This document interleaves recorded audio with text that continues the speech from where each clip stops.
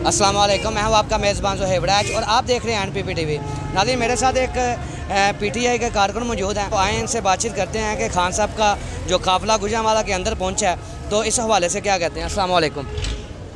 जी वालेकुम अस्सलाम। जी, खान साहब का काफ़िला गुजरांवाला के अंदर पहुँच चुका था, आप इस हवाले से क्या कहना चाहेंगे।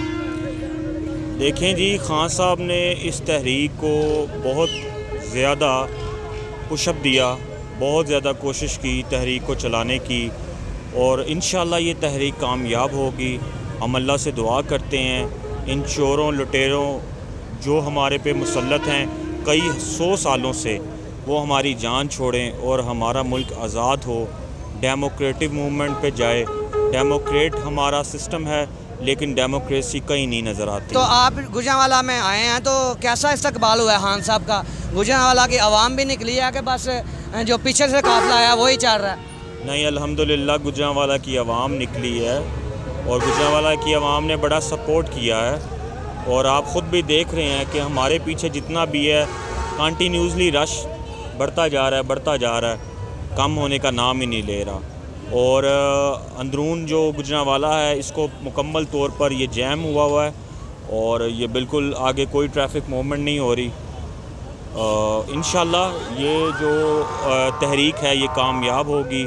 हम अल्लाह से दुआ करते हैं अल्लाह खान साहब को कामयाबी अता करें ताकि हमारा मुल्क पूरी दुनिया में एक अच्छी रिप्यूट लेके कायम व दायम रहे। तो खान साहब ने जो लॉन्ग मार्च के अहदाफ रखे हैं कि हुकूमत इलेक्शन का फौरी तौर पे ऐलान करे, तो आप क्या समझते हैं कि इस्लामाबाद पहुंचने से पहले इलेक्शन का ऐलान हो जाएगा।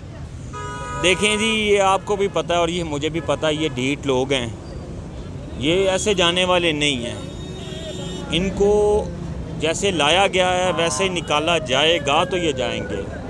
आप ख़ुद समझते हैं इन सब चीज़ों को, और इस पे तबसरा करना मेरा ख़्याल है कबल अज़ वक्त है अभी। तो बाकी प्रेशराइज हैं, बैठ के बार बार कॉन्फ्रेंसेस कर रहे हैं, बार बार कोशिश कर रहे हैं ये लोगों में गुमान पैदा करने की कि खान साहब की सपोर्ट नहीं है। अल्हम्दुलिल्लाह खान साहब की सपोर्ट है, बल्कि जितनी भी यूथ है, बच्चे हैं, बड़े हैं, बूढ़े हैं, माएँ बहनें सब सपोर्ट कर रही हैं खान साहब को।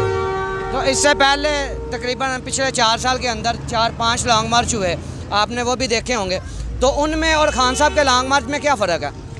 देखें, आपने देखा होगा कि खान साहब की सियासत में आने से पहले जितना भी आपने मूवमेंट देखी हैं, किसी भी मूवमेंट में इतनी ताकत और इतनी जान नहीं थी, लोगों में इतना शऊर नहीं था, लोग सियासत को कुछ भी नहीं समझते थे। चंद हज़ार ख़ानदान हमारे मुल्क पे काबिज़ हैं, 3000 ख़ानदान जो पूरे मुल्क को अपने घर की लोंडिया समझते हैं, वो हमारे मुल्क पे काबिज़ हैं और वही पूरा मुल्क चला रहे हैं। और उन्हीं के बिहाव पे ये मुल्क उनके मुताबिकत से चलता है। बाकी दूसरे जितने भी तबकात हैं उन्होंने पहले तो खैर तबकात में भी डिवीजन्स थी। 3 तरह के तबके थे जिसमें ऑफ कोर्स एक लग्जरी क्लास थी, एक मीडियोकर थी और एक लोअर क्लास थी। अब जो दरमियानी क्लास है वो इन लोगों ने ख़त्म ही कर दी है और ये नहीं चाहते कि हमारे मुल्क में लोग शऊर हासिल करें, लोग पढ़ें लिखें, लोगों को समझ आए, अच्छे बुरे की तमीज़ हो।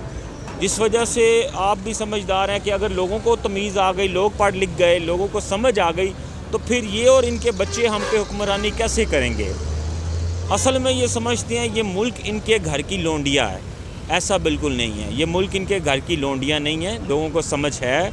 अब आप ये देखें, अभी रिसेंटली जो अभी ये सारा मसला हुआ है अरशद शरीफ साहब के साथ, अरशद शरीफ साहब को किस तरह यहाँ से इस मुल्क से भेजा गया, किसने भेजा, क्यों भेजा, उन्हें क्यों छोड़ के जाना पड़ा। कोई तो है ना जो इस सारे सिस्टम को पीछे से ऑकवर्ड कर रहा है, कोई तो है जो इस मुल्क के सिस्टम को चला रहा है, कोई तो है जो इस मुल्क के सिस्टम को कैप्चर करके बैठा है। तो इंशाअल्लाह अल्लाह ताला आसानी अता फरमाएंगे, हमारा मुल्क फलेगा फूलेगा और अमन पसंद होगा और पूरी दुनिया में इसका एक नाम होगा। आप देखें फ़ॉरेन अफेयर्स जो हैं हमारी कंट्री के, जो दूसरे मुल्कों पे इम्पेक्ट है, इवन हमारा जो पासपोर्ट का निज़ाम था पूरी दुनिया में उसका एक मेयार बन चुका हुआ था जब खान साहब की गवर्नमेंट थी। और जैसे ही खान साहब की गवर्नमेंट गई, अब मीडिया पे भी इन्होंने पाबंदी लगाई है। मीडिया पूरी तरह उस आवाज़ को आगे लोगों तक नहीं पहुंचा पा रहा, लेकिन उसके बावजूद इंटरनेशनल मीडिया उसको कवरेज दे रहा है। अब यही इनके लिए काफ़ी है कि खान साहब कोई नेशनल लीडर नहीं है, वो इंटरनेशनल लीडर हैं। इंशाल्लाह वो मज़ीद फलेंगे फूलेंगे और इंशाल्लाह इस उनकी ये मोमेंट है, ये पूरी की पूरी कामयाब होगी और वो जल्द से जल्द इंशाल्लाह वापस इक़्तिदार में आएंगे। मेरा आपसे आखिरी सवाल है, आप खान साहब के सपोर्टर हैं, क्या खान साहब जब इक़्तिदार में अभी आएंगे तो ये जो पब्लिक के अभी मसाइल हैं ये हल कर सकेंगे या हमें फिर 2-3 साल मुश्किल वक्त गुजारना पड़ेगा? मैं खान साहब के नज़रिए को पसंद करता हूँ, मैं उनकी सोच को पसंद करता हूँ। अगर वो आपको और मुझे ये बताते ही ना कि ग़ुलामी क्या है, अच्छा क्या है, बुरा क्या है, तो हमें कैसे पता चलता?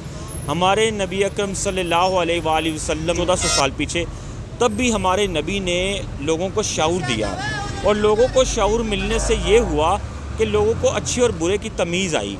तो मैं अपने खान साहब को सपोर्ट करता हूँ। ये जो जितने भी मसाइल हैं ये 10 दिन के पैदा किए हुए नहीं हैं।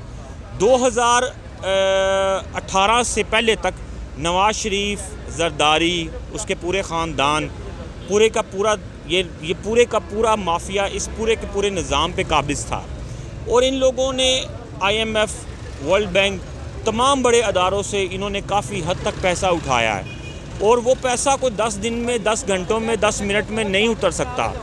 मुल्क की पॉलिसी जब बनती है तो मुल्क की पॉलिसी सिर्फ 5 सालों में उस मुल्क की रिकवरी नहीं करती, उसके इकॉनमी को बूस्ट नहीं करती। उसको बूस्ट करने के लिए एटलीस्ट आपको बहुत ज़्यादा वक्त चाहिए। अब आप सोचें कि खान साहब आए हैं, सुबह रात को आए हैं, सुबह सब ठीक कर देंगे, ऐसा नहीं होता। सिस्टम को बेहतर करने के लिए कुछ टाइम लगता है। आप टर्की की मिसाल ले लें, आप जितनी भी डेवलप्ड कंट्री हैं, फर्स्ट वर्ल्ड कंट्री हैं, उनकी मिसालें लें, आपको ख़ुद समझ में आ जाएगा कि वो कितने देर में इस्टेब्लिश हुई। तो कंट्रीज़ को इस्टेब्लिश होने में टाइम लगता है, टाइम फ्रेम होता है, स्पेसिफिक कोई चीज़ नहीं है।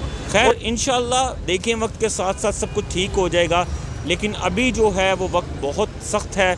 पाकिस्तान बैंकक्रप्ट होना जा रहा है, वर्ल्ड वाइड उसकी इकॉनमी स्लम में जा रही है, बड़ी तेज़ी से पाकिस्तान बर्बादी की तरफ जा रहा है। अल्लाह हमारे मुल्क को बचाए और अल्लाह तमाम इस तरह के शर से महफूज रखे और अल्लाह हमारे मुल्क को कायम व दायम रखे ता क़यामत। मेरी अल्लाह से यही दुआ है। जी नाज़रीन, आपने सुना, मेरे प्यारे भाई ने बहुत प्यारी प्यारी बातें की। उम्मीद करता हूँ कि आपको पसंद आई होंगी। इसके साथ मुझे दीजिए इजाज़त, एक नई वीडियो के साथ आपकी खिदमत में हाज़िर होता हूँ। अस्सलाम वालेकुम।